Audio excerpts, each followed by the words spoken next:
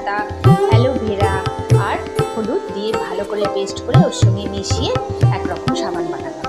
এরপর বানালাম চেরি আর দুধ দিয়ে, এরপর বানালাম একটু কফি দিয়ে, আর একটা বানালাম চাল গুঁড়ো আর হলুদ আর অ্যালোভেরা দিয়ে। 4 রকম সাবান বানিয়ে খুব স্যাটিসফাইড হলাম, বেশ ভালো লাগলো। এবং সাবানটা আজকে চান করার সময় ব্যবহারও করলাম, বেশ স্টিফ হয়ে গেছিলো, ঠান্ডা হওয়ার পরে এটা স্টিফ হয়ে যায়। প্রতিটা সাবানে অল্প অল্প করে অ্যালোভেরা দিলে সাবানটা বেশ একটু নরম হয়, এবং এই সাবানটা ব্যবহার করে বেশ ভালো লাগলো। হ্যান্ডমেড সাবানগুলো সত্যি খুব উপকারী।